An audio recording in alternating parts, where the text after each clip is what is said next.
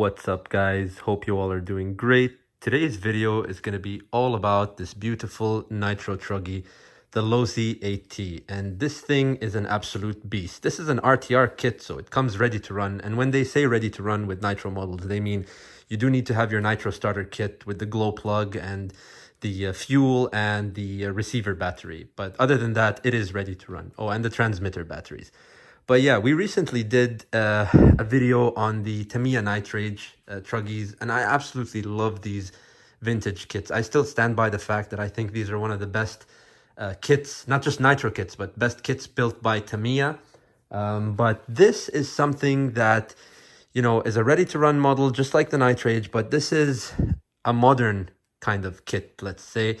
And this is, you know, relatively accessible in most hobby shops today. So any Losi dealer will probably have this, and it's actually really reasonably priced compared to the price point that the Nitro was. And honestly, I'm very impressed with this kit. I have, granted, done some modifications, which I know some people have asked me about. And before we get into that, I just want to say that this thing kind of surpassed my expectations because of its durability. Now, when you look at it, and it's only fair that I compare a ready-to-run, you know, kind of basher kit with a ready-to-run basher kit. These are not supposed to be racers, but you can race them. You can take them to a track. Obviously, they're not going to be as competitive as a fully lightened race kit like the TLR, for example, Losi Truggy and things like that. They're not going to be the same design as this. These are more for bashing, but they will hold their own on a track, and they will be just fine, you know, having fun on a track. And again, depending how good of a driver you are, you might be better on this than somebody who's relatively beginner or intermediate on a race kit. So yeah, driver mod makes a huge difference here as well. But again, with regards to the reliability, let's just take the body shell off. Let's put that right here. Actually, let's put it somewhere here. Yeah. So, with regards to the modifications, before I get into it, so the exhaust has been changed. I like this Dynamite tuned exhaust. This gives you a lot more rev and is really good for this Dynamite 2.8 engine. This engine, when I saw it, I thought it was just going to be your standard, you know, Nitro engine, but it actually revs really nicely. The other thing that I did, which, you know, it's a trade-off. I love the pull start. I don't always like to take my RC kits and have a Nitro box with me to start it. Because again, when you're bashing, you're not racing, you don't want to have your Nitro box with your batteries. And the less things you have to lug around, the better. I love the Nitro for the fact that they have a roto start incorporated system incorporated on it, and you just use the roto start to start that. So minimal stuff you need to carry. And when things have a pull start, it's even less stuff that you have to carry. Obviously, it's more tiring and can be a bit annoying sometimes if you don't have your settings tuned correctly to start the car. And when the weather changes and when it's really cold, and if you don't have a preheater, things like that can make a difference on the starting process. But I did a pull start delete here. So I have this block off right there. So this actually makes a huge difference. This, along with the exhaust pipe, made a huge difference in the performance of the buggy. And that is literally the only thing that I have done to change. Another thing is I have the ProTech lithium battery here because, you know, these traditional like nickel, cadmium and whatever batteries, they are good, but for something like this, you want the response. And being, you know, a basher and something like this, you want it to listen to you, especially when it's really far away. Otherwise, you're probably gonna, you know, damage it. But back to the point where I said reliability. This thing really surpassed my expectations with reliability. Looking at it, it didn't look super special. Like the way it's designed, it looks fairly basic. There's no adjustable arms. There's nothing. Almost nothing is adjustable here except the suspension. You can just adjust the preload, probably change shock oils, things like that. But as far as setup and adjustability, you can tell this is made to be a pure basher initially because of the design. And honestly, I don't mind that because this design where you don't have a turnbuckle in the middle or something like that makes it more firm and actually makes it flex a little bit better. And I have tumbled this thing and cartwheeled this thing multiple times, and you can probably see by the chassis. Let's have a look underneath that, you know, it's pretty used, you know. And I have jumped weird random jumps with this thing that I probably shouldn't have, just to test it. Honestly, I did a few things with this kit to just test its durability, and it was amazing. The only thing that I had happen was I had the wing bend a little bit like this, but then with some adjustment I didn't even need to change this. So yeah, the durability of this kit I absolutely love, and I love the gear mesh system here. I love this sort of style where you just have the pinion and the spur and a diff, and that's it. With the nitrage, it's actually really complicated because it's a sealed system in there, and I think that's the only kind of mistake to me I made with that kit. But I will say it is a amazing system for keeping dust out. It is completely sealed. There is no way things are gonna get in there. The only thing that I don't like on the nitrage is that they use plastic gears internal, which I'm gonna probably CNC and make them metal gears. So they're gonna be, you know, that's it, bulletproof. These are already metal gears. So yeah, with the modern kits, you usually get mostly this sort of platform.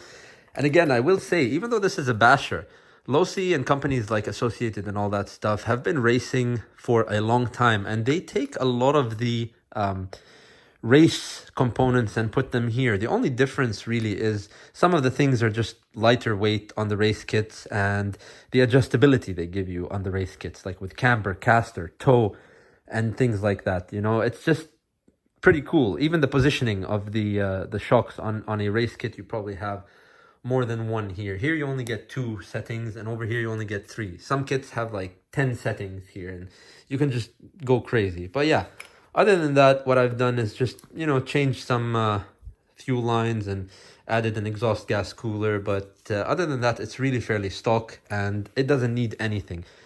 We're gonna take it out now. I know you want to see it drive. That's why we're doing this video. But, you know, just to answer a few of the questions that were asked, and to answer a few questions that are probably going to be asked.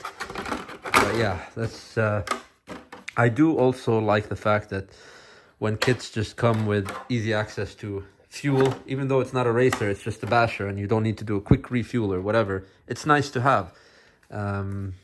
Yeah, that's it for the look at it.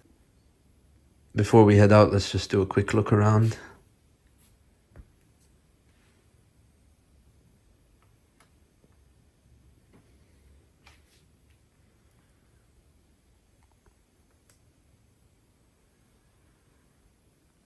All right, let's take it out and let her rip.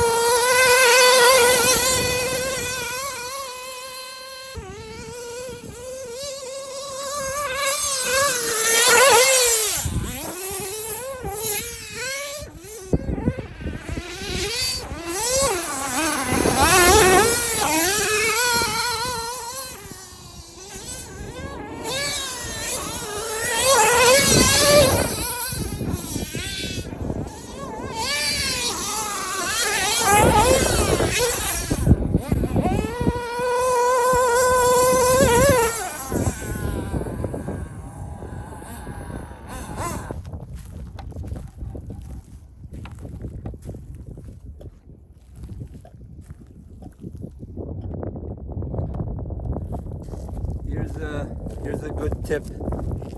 Tie these to this. This style is way better than the cap. It's much easier, and when you take it off to refuel, you don't lose it. And in case you do, it's attached to the spare, so you get two of them. I love these.